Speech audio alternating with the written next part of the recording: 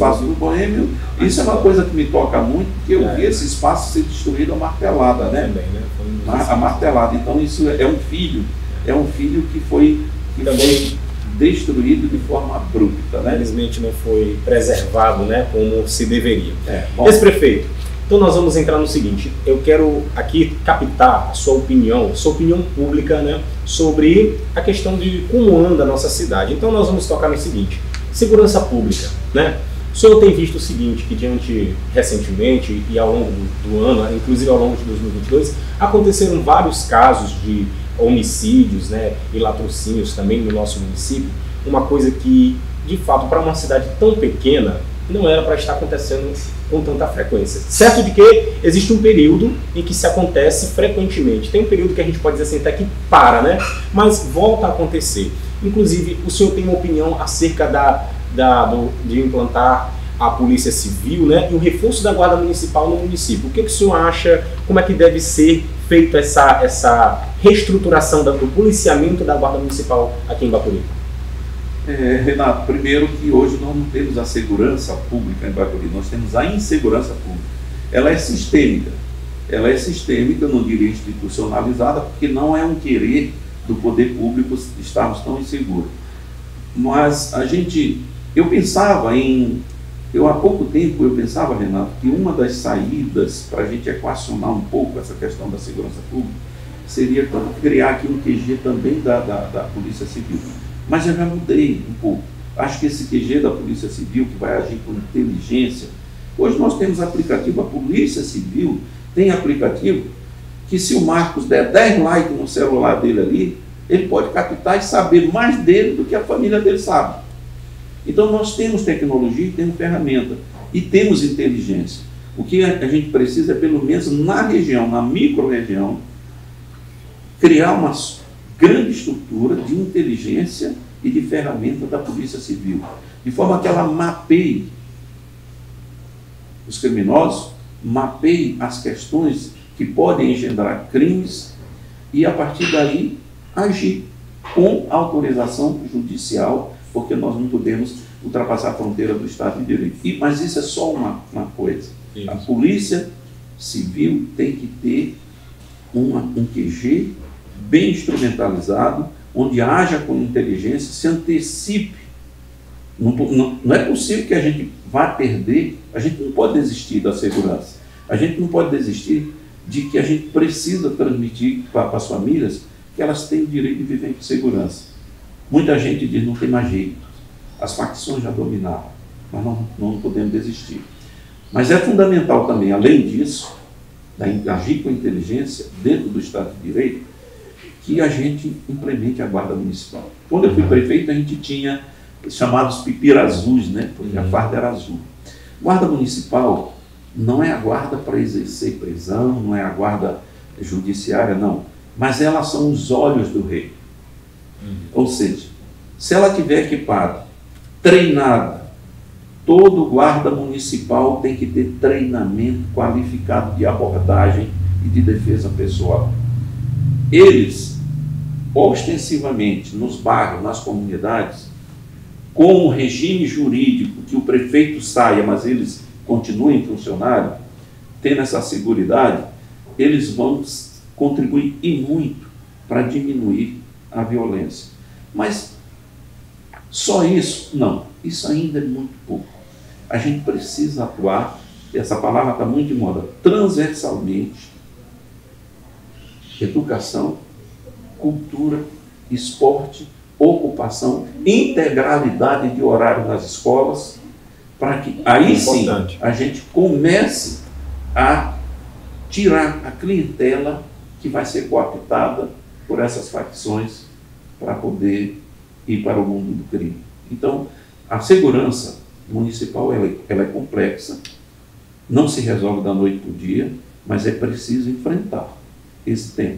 Ex-prefeito Aurino, nós vamos citar também a respeito da educação. O senhor, em conversa anterior, nós citamos o seguinte, o senhor destaca o avanço, né, da reconstrução dos prédios escolares em Bacuri, com certeza reformas até plausíveis, né, inclusive um dos centros que eu particularmente achei bem reformados, que foi o Padre Jorge Caro, uma escola que já estava de fato em decadência, né? O senhor cita esses avanços das reformas, né, dos prédios escolares, mas em contrapartida, nós temos um desnível funcional, segundo o senhor, da questão de vagas nas escolas. Por que acontece essa certa oscilação de vagas? Porque, por exemplo, na escola X tem vagas sobrando, mas na escola Y tem vagas faltando. E as mães, pais acabam madrugando, enfrentando fila para matricularem seus filhos. Verdade. Falar da educação, a gente ficaria aqui o dia todo.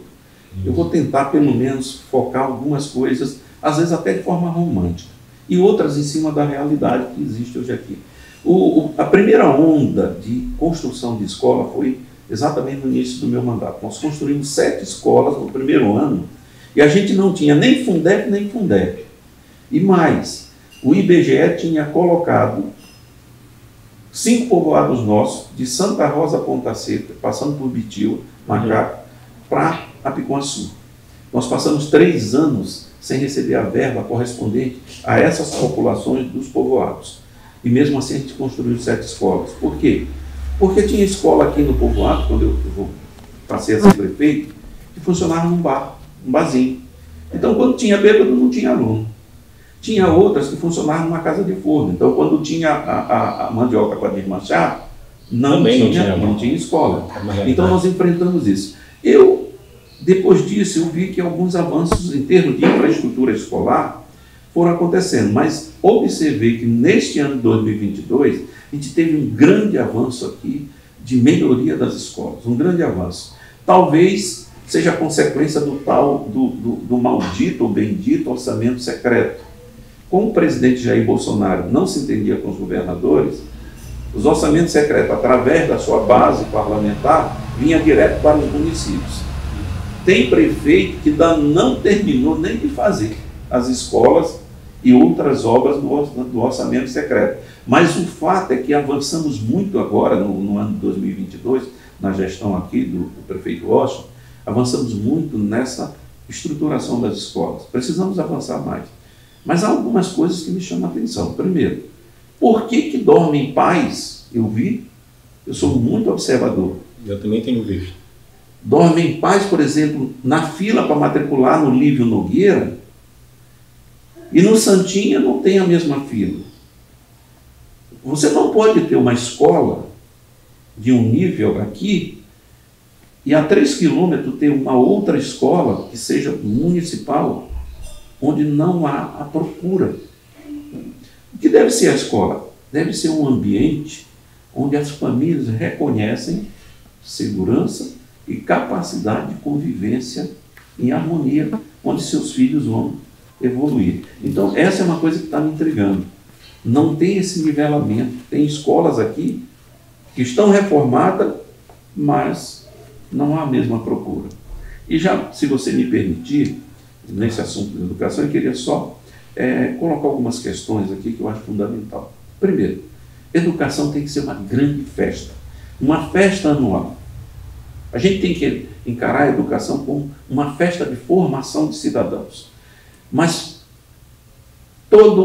antigamente havia uma frase que era o avant-première do carnaval. É até uma frase francesa, não sei porquê, mas seria a inauguração do carnaval. Se o avant-première fosse bom, o carnaval seria bom. O avant-première da educação tem que ser aquela semana pedagógica.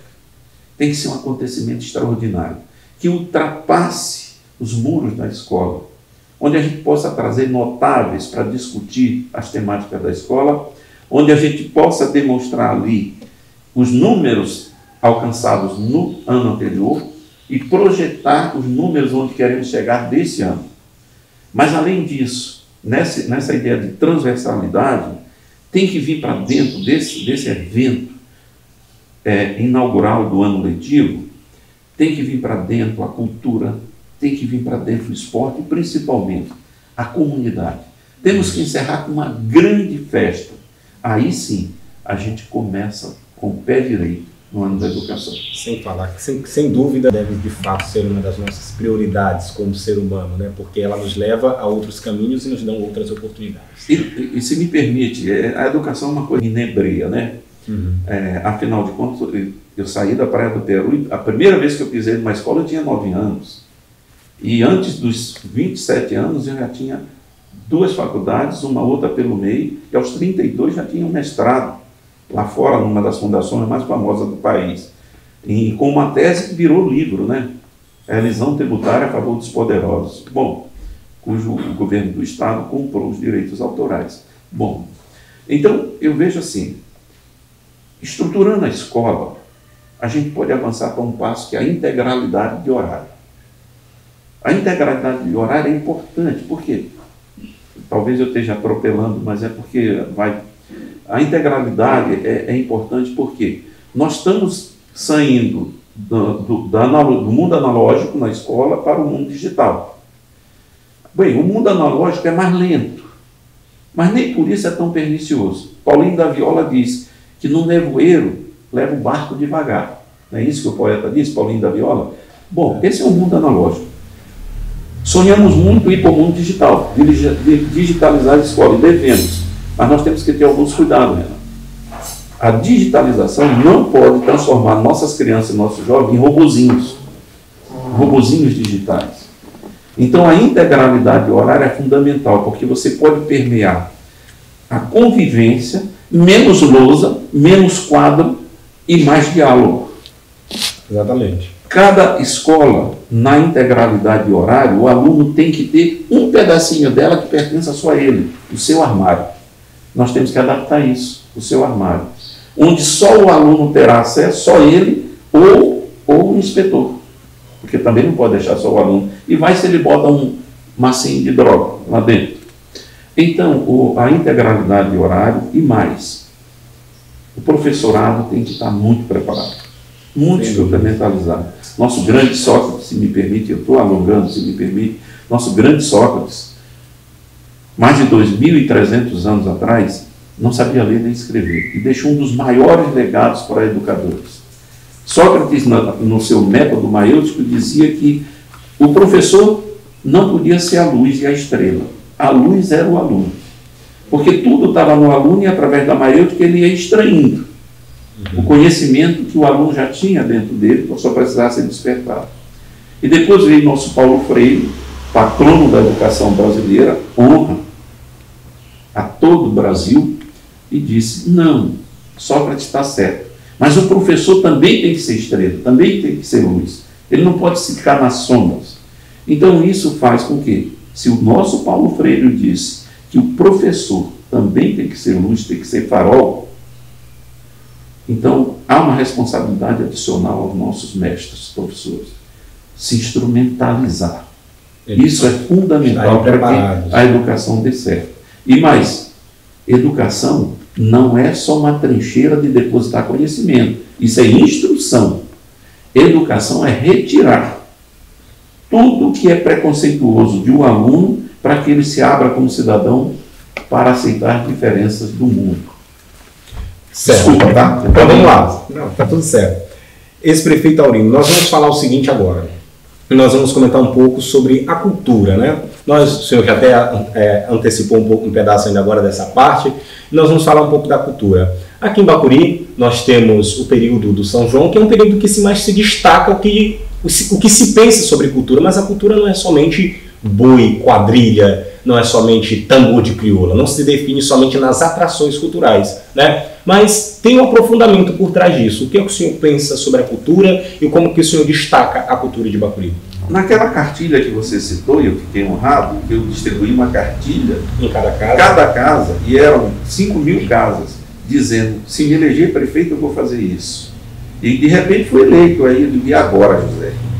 E a responsabilidade ficou desse tamanho. E fomos correr atrás. Bom, e realizamos de 98, 96, no primeiro mandato. Bom, e tem uma frase lá sobre a cultura que eu acho ela até hoje atualíssima.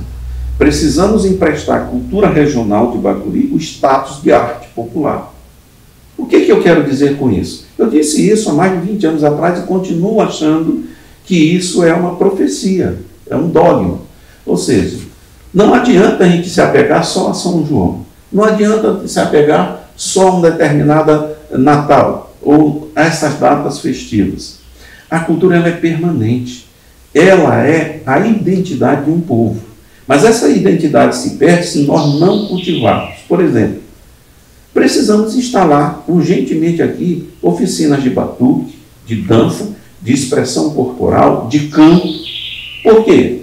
Quando meu parceiro ali, o maior queribador que tem do bate-pezezinho, morrer, quem vai nos ensinar a bater um queribador de tambor de crioulo? O senhor Diquinho Mendes já foi essa entidade. O senhor Militino Mendes, está aqui o boi. Esse boi tem história muito grande, me permita. Essa é cultura, né? Ele foi feito a armação pelo filho de Diquinho Mendes, ele foi decorado o couro pela filha de seu Militino, e a barra foi confeccionada por Laércio de Oliveira, ou seja, 3 entidades, né, da cultura. Então, se você quiser fazer cultura, não fale sobre a cultura, pratique a cultura. E isso vai para o setor público, mas para cada um cidadão. Pratique a cultura. Certo. Eu vejo, por exemplo, a luta que nem do boi tem aí para manter vivas certas coisas. E tem uma coisa a mais. Como eu disse que a única coisa permanente na sociedade é a mudança, a contracultura invadiu o Bacuri. O que é a contracultura? É o reggae, depois o Parintins, né? Os sotaques de bumbum meu boi foram esquecidos, as caixeiras, as cirandas de rodas, o tambor de mino, o tambor de crioula está sendo esquecido. Não é? Bom, mas diz Aurino, tu é um regueiro. Sim, eu sou um regueiro, eu sou fitroso. Mas era uma contracultura. Mas acontece uma coisa, Renato, quando a contracultura se estabelece a um nível popular na comunidade, ela passa a ser cultura. E nós temos que deixar de ter esse preconceito contra a emancipação política de Bacuri, ex-prefeito. Aí, afinal, o aniversário é dia 16 de novembro, é dia 2 de janeiro. Que dia a gente pode comemorar o aniversário de Bacuri, ex-prefeito? Dia 2 de janeiro, sem sombra de dúvida. Por quê? Porque é o seguinte, a lei foi promulgada no dia 16 de novembro. Mas a instalação do município foi dia 2. Ah, por que não foi dia 1º? Já que era o primeiro dia do ano que o município passaria a existir, porque era feriado. Era uma tradição que dia 1º ainda era feriado. E não foi possível instalar, e foi instalado dia 2 de janeiro. Não se comemora aniversário quando a criança é concebida no ventre da mãe. Se comemora aniversário quando a criança nasce.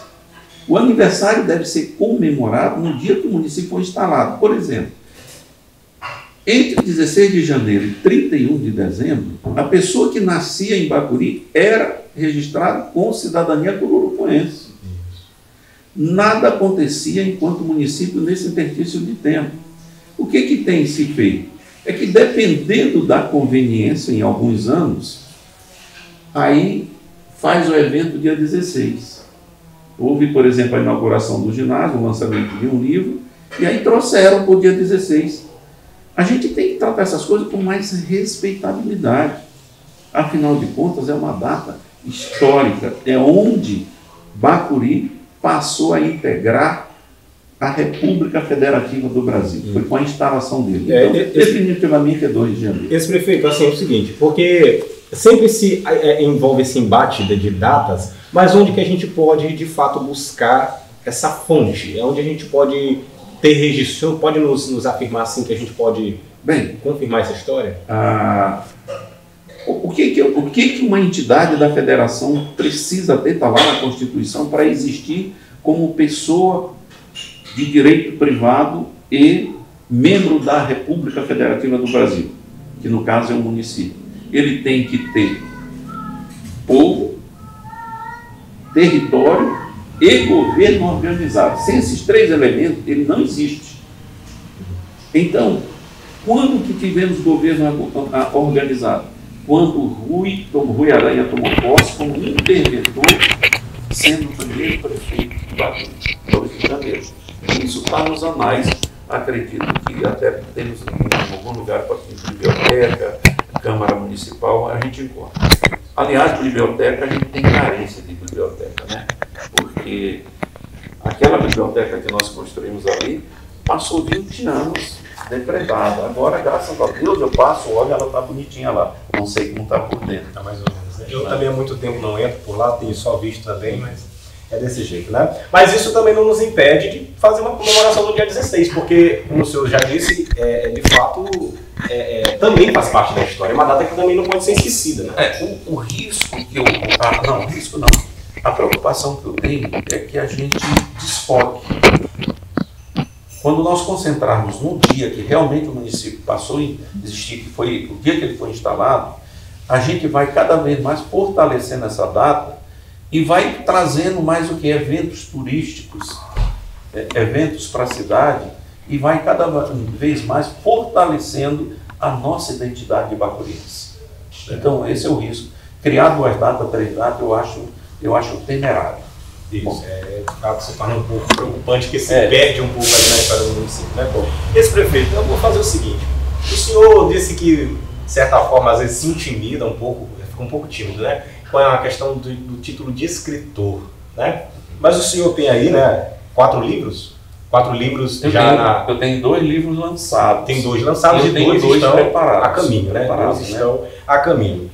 A princípio, o senhor já tem o Pedaços de Mundo, né, que é um livro que já foi lançado, o primeiro volume, né? Um livro de crônicas, são 63 crônicas, mas eu tenho quase 500 escritas, então no forno tem para fazer 4 livros mais, né? Isso. Mas nós estamos preparando o Pedaços de Mundo 2 e sempre eu escrevo minhas crônicas assim, cara, tem um método assim, por isso que eu digo assim, eu não sou um escritor, eu sou um aprendiz. Eu pego sempre um fato qualquer, e levanto aquela bola e procuro juntar aquele fato a conhecimentos de nossos antepassados a respeito daquele assunto.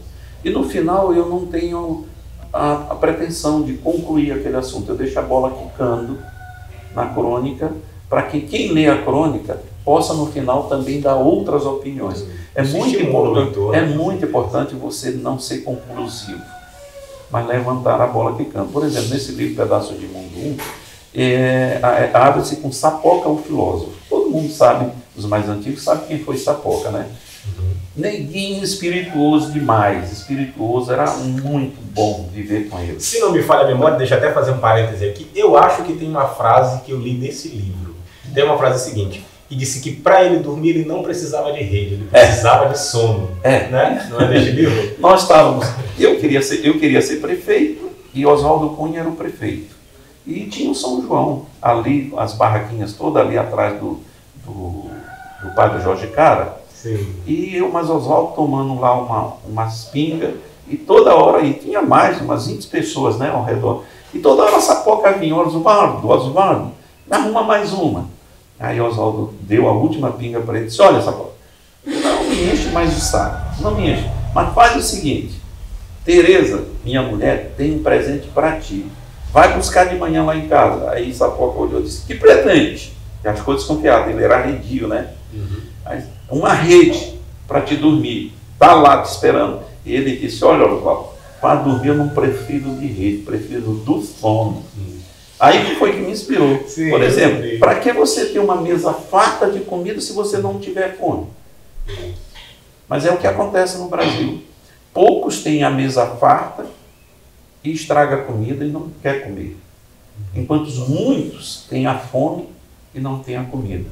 É esse contraste tenebroso que é o nosso país. Exatamente. Então, Sapoca é um filósofo, né? É um filósofo. Eu lembrei dessa frase dele, assim que o senhor citou, eu lembrei que eu lendo esse livro, essa frase me marcou de fato. E nós vamos brevemente apresentar 2 desses livros que estão aqui e vamos tentar buscar um pouquinho, investigar um pouquinho também desses outros 2 que estão aqui. Acho que o Pedaço de Mundo, eu até já falei mais ou menos assim, do tipo de escrita. Eu escrevo uma crônica e eu deixo no computador.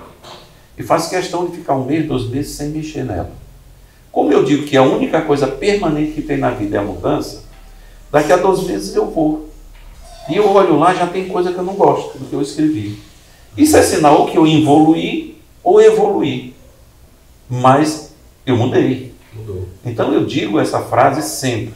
A única coisa permanente na humanidade é a mudança. Nós não somos estáticos. Então esse livro é um livro de crônica, nós temos material para lançar mais 4 livros, mas vamos lançar o Pedaços de Mundo 2. O meu primeiro livro, acho ele mais importante, porque é um livro técnico. Como você disse, eu sou auditor do Tesouro Estadual, fui a pessoa mais jovem a passar nesse concurso e tenho muita honra disso. Hoje, por exemplo, há 2 anos atrás, o governo do Maranhão abriu o concurso com o meu carro para 50 vagas. Passou um do Maranhão, filho do professor, bem de Corurucaí, um do Maranhão. 18 de São Paulo, 13 de Minas Gerais, 12 do Rio. Ou seja, esses colegas meus tomaram posse e quase todo mundo já foi embora. Porque são pessoas altamente instrumentalizadas que passaram em outros concursos e foram embora. Qual é a consequência que eu fico triste com isso? A consequência que eu tiro disso é que a educação do Maranhão está muito aquém, inclusive do Brasil, que já não é referência mundial. Se faz um concurso para meu carro, para 50 vagas e só passa um do Maranhão, alguma coisa está errada na educação do Maranhão. Ah, mas você pode dizer, mas concurso é meramente informação, não é educação. Não, educação é também informação. Então, essa é uma preocupação que eu tenho. Já esse livro, só para concluir a sua pergunta, o Elisão Tributária a favor dos poderosos, ele está atualíssimo. Não posso reeditá-lo porque o governo do Estado comprou. É a minha tese de mestrado. Bom, lá em Minas Gerais, eu passei 3 anos lá em Minas Gerais. Bom, e está acontecendo muito hoje. As leis, a elisão tributária não é uma sonegação, não é um crime. É algo oficial garantido em lei. Só que ela só prioriza os fortes e os organizados. Vou dar um exemplo prático. O Mateus, quando se estabelece numa região do interior, é o Caminho, que é o mesmo Mateus, os mercadinhos só tem uma saída. Ou vão comprar no Mateus ou desaparecem. Ficam reféns, né? Ficam reféns. Por quê? Porque o mercadinho, ele compra aqui, a lei diz que ele paga 18% pelo total da saída do mês. Dia 20 do outro mês, ele paga 18%. A lei diz que o Mateus e todo grande atacadista, ele só paga 2% sobre a compra. Então, isso é oficial? É.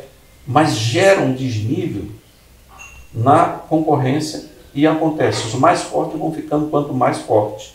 E os mais fracos vão sendo sufocados e vão ficando reféns dos mais fortes. Isso se chama elisão tributária e tem que ser corrigido.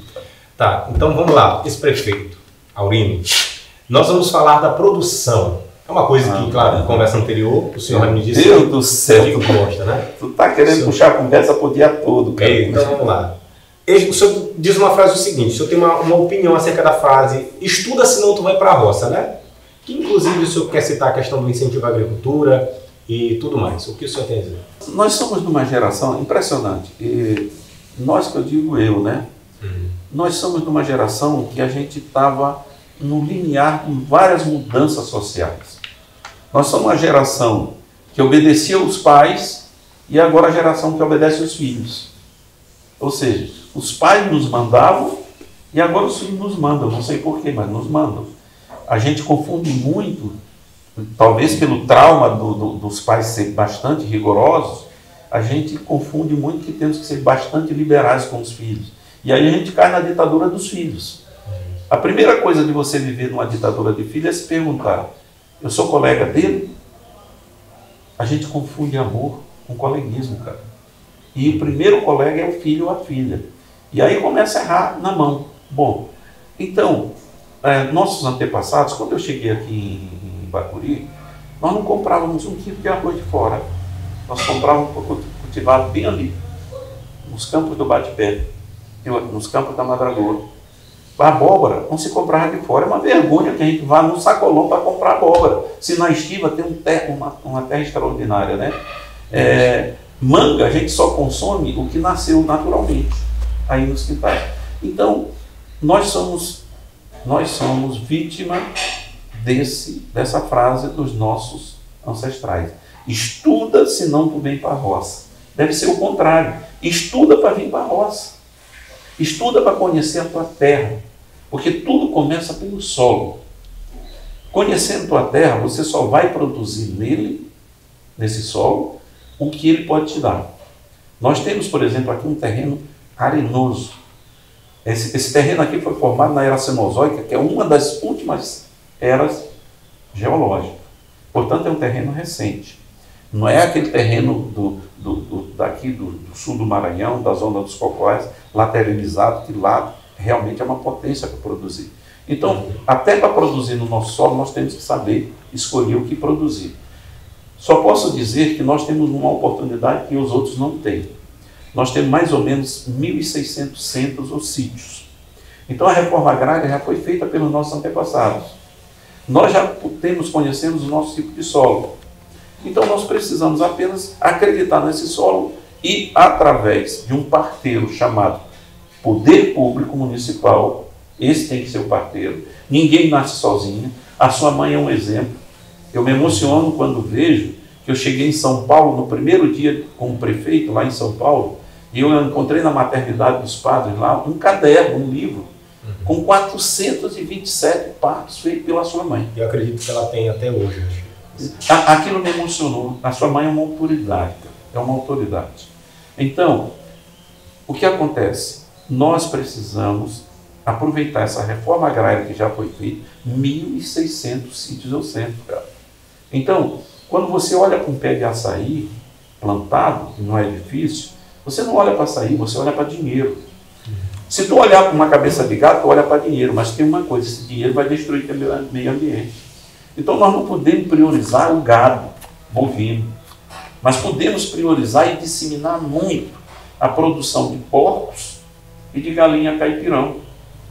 Nós podemos avançar muito em mamão e se organizar para comercializar. Porque Madragão agora estragou, acabou de estragar, mês passado, é abacate. Sabe por quê, meu? Quando a natureza nos dá, a gente não está organizado o suficiente para exportar.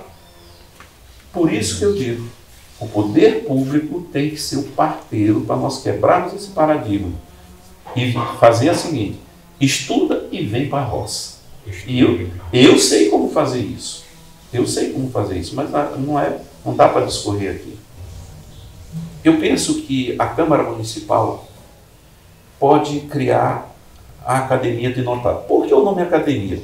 Acadêmicos, centro de excelência, de estudo, de referência. Acontece que essa Academia de Notáveis, ela não precisa ser de doutores da lei ou doutores da medicina. Notáveis são aqueles que prestaram serviço. Por que Dona Merícia é a maior autoridade para você? Muito mais do que o presidente Lula, o presidente Bolsonaro. Por que ela é? Porque ela prestou serviço. Além de mãe é referência. Né? Ou seja, a autoridade vem do prestar serviço, não vem do cargo.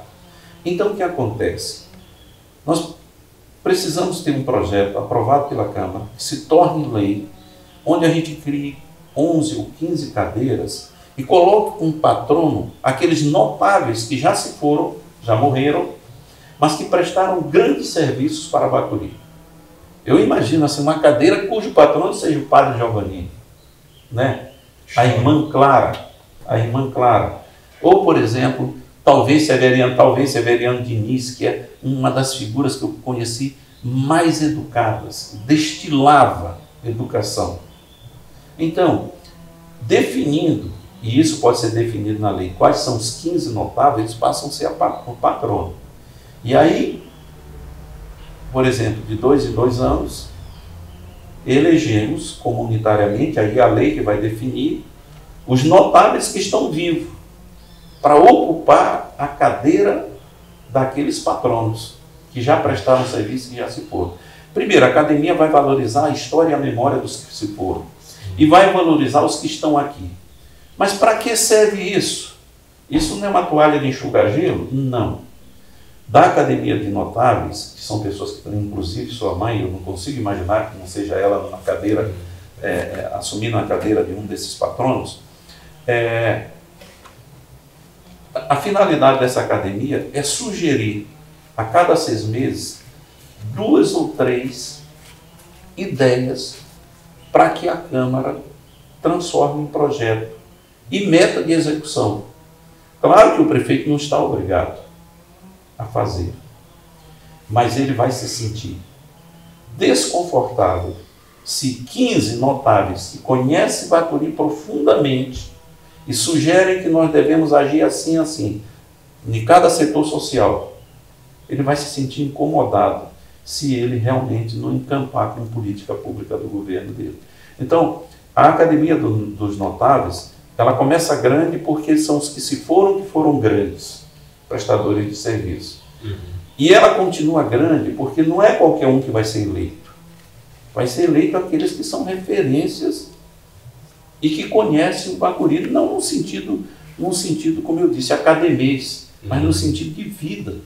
De vida. Fizeram história. Né? Fizeram história e aprenderam com a sua própria história. Então esse é um projeto que eu acho que nós devemos levar em frente, que algum vereador pode assumir essa bandeira, e isso faz preservar a história dos nossos antepassados, mas principalmente dar oportunidade nos que estão aqui prestando serviço, inclusive sua mãe, de opinar do jeito deles, da forma de ver. Então a Academia de Notáveis, cara, acredito que vai ser não só uma inovação, vai ser uma conquista. Incentiva as pessoas a lutarem pelo bem, praticarem o bem e fazerem, com certeza, o seu papel na nossa sociedade, contribuir com o nosso município. Valeu? Então, tudo certo. Então tá. Desculpa, Lúcio. Então, nós estamos encerrando aqui a nossa entrevista. O meu agradecimento a esse prefeito Aulino por aceitar este convite, tá bom? Por ser o pioneiro deste trabalho que nós estamos começando, né? Com certeza. E vamos, mais uma vez, reforçando para vocês, é uma série de entrevistas que, agora, a partir de hoje, nós estaremos trazendo aqui para vocês no canal, nas redes oficiais do blog Bacuri em Foco, tá bom? Nosso agradecimento a cada um de vocês e se liguem nos nossos próximos vídeos. Valeu! Beleza?